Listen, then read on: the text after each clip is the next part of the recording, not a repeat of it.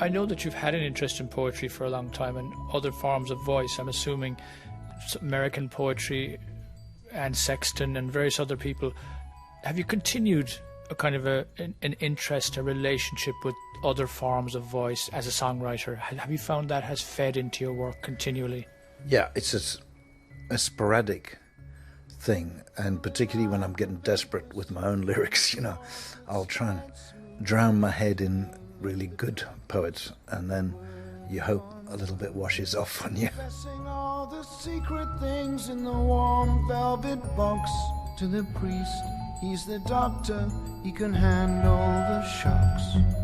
Dreaming of the tenderness, the tremble in the hips of kissing Mary's lips.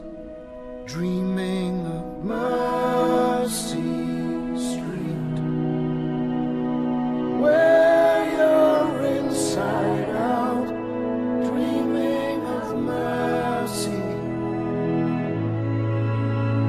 in your daddy's arms again, dreaming of Mercy Street,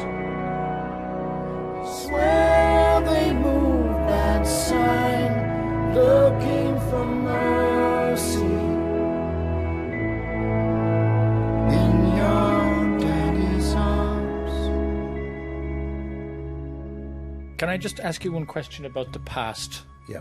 Because we're almost talking about where songs come from and being in the position where the writing occurs, that spontaneity, the various forms of spontaneity that create songs.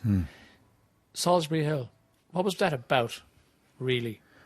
Well, I don't know, you know. I mean, it seemed to be about going my own way and leaving behind stuff. And it was a place that I used to go.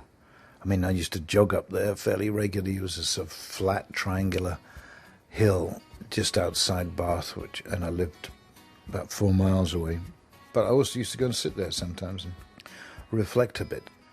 But again, it began as a riff and evolved from there, really. So I never quite know, you know, I'll wait till I've read the reviews before I decide what it's about. Climbing up on Salisbury Hill, I could see the city light. Wind was blowing, time stood still. Eagle flew out of the night. He was something to observe. Came in close, I heard a voice, standing, stretching every nerve. I had to listen, had no choice. I did not believe the information, just had to trust imagination. My heart going boom, boom, boom.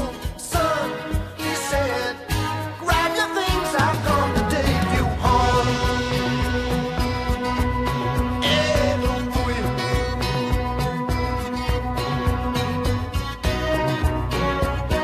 To keep in silence, I resigned. My friends would think I was a nut, turning water into wine. Open doors would soon be shut. So I went from day to day. All my life was in a rut, till I thought of what I'd say, which connection I should cut. I was feeling part of the scenery. I walked right out of the machinery.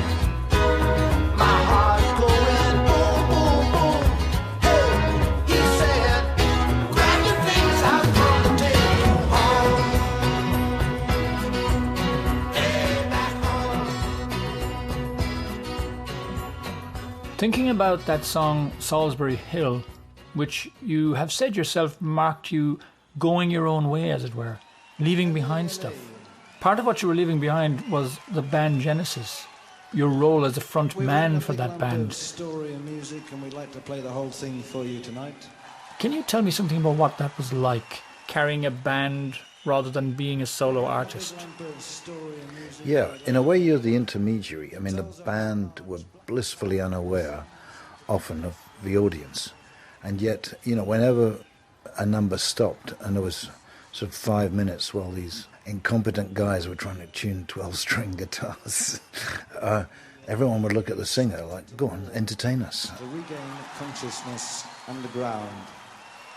This is the story of Rail. And you are this sort of, it's a bit like pinhole camera, you know, that you're the pinhole through which what happens on stage travels and is then inverted and projected back out, you know, as a singer. And certainly this is a singer's point of view. But in a way you're there partly to interpret. So you do, I mean, there's no substitute for live work, for artists understanding what it is that communicates and what painfully doesn't communicate. Because I think, you know, we all live in our fantasy worlds and we think things should be as we want them to be. And but I think the singer is quite often the guy, yeah, because they're the first one to get the beer bottle, who gets a dose of reality.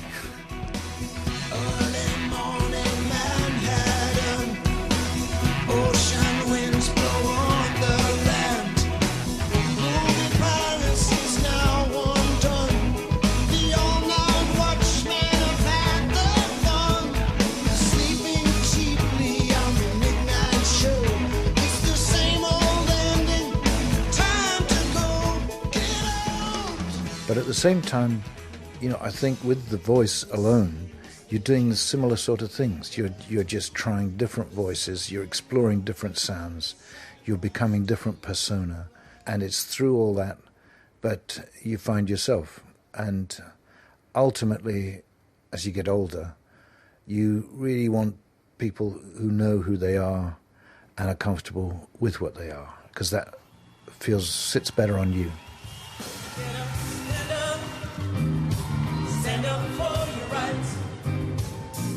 One of the things I find remarkable about your career, Peter, is that you've been involved in some really amazing collaborative projects. What has that been like, going from solo work where you're kind of in full control, it's your work, your songs, to singing with others? You know, some of them, I guess, very super celebrity type voices. Good old competition. I was just, as you said that, I was thinking about the Amnesty 88 tour when we went round the world, and there was Tracy Chapman, U2, Sting, and Bruce Springsteen. You know, and when we did things like Get Up, Stand Up all together, and, you know, in terms of sort of, I've always ducked away from those sort of competitive singing environments because I always do badly in them. I think if I'd done brilliantly in them. But there, you know, there was no getting away from it. So I think what I learned there is, okay, Bruce is always going to sing louder than you are. You know, Sting may be a better technical singer. Tracy will have this sort of quiet, intellectual thing, but is also very soulful, and, you know, U2 with a voice from God. And so I always felt like a klutz when I was singing with these wonderful voices. But I learned that, you know, you've got your own place with your own thing. They do their thing, and they probably do it, you know, in one measure. They go further, clearly. But again, if you find yourself and you're comfortable with it, you can generate a unique voice. Get up, stand up.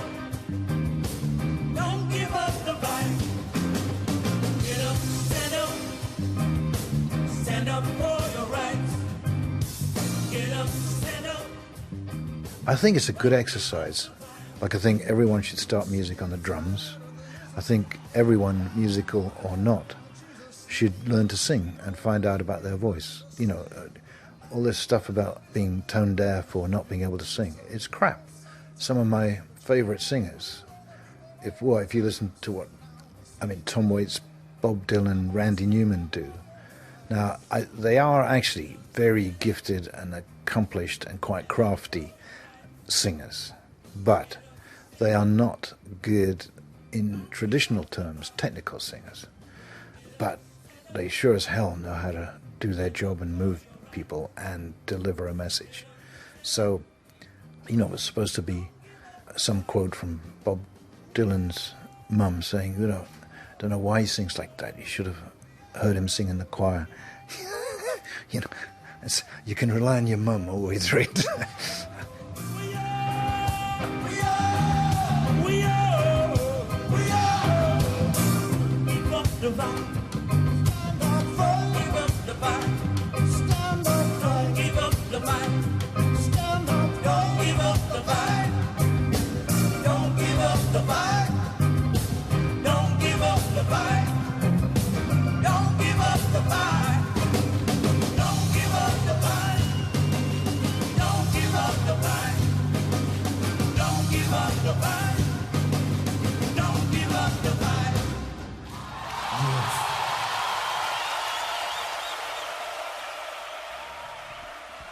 This is great. You're telling us so much stuff. You're talking about voices. We are wanting to talk to you about the voices that we've all heard through you. You're talking about the pinhole camera. Yeah. I mean, could you tell us a bit more about how we perceive... We actually perceive you, a lot of people do, as that pinhole through which we heard lots of voices around the world for the very first time. How is it that you heard these voices, and what did you hear?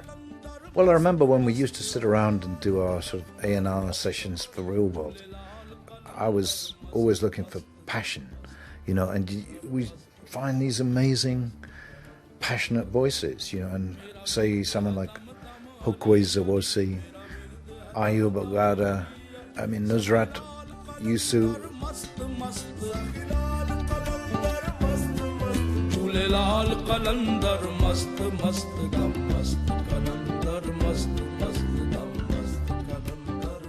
You know, and then I listened to stuff on the radio, and although there's some great singers there, it didn't sort of reach as deep into my soul as some of these voices were doing.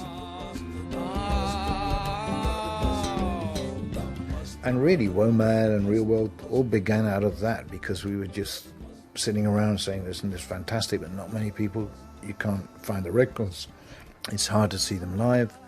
There were sort of cultural festivals that would have, you know, a bit of something worldly, but there wasn't an event, and that's when, you know, the idea for WOMAD came up. But it was partly old enthusiasms as a drummer and a singer that was frustrated that people couldn't feel these grooves and hear these voices.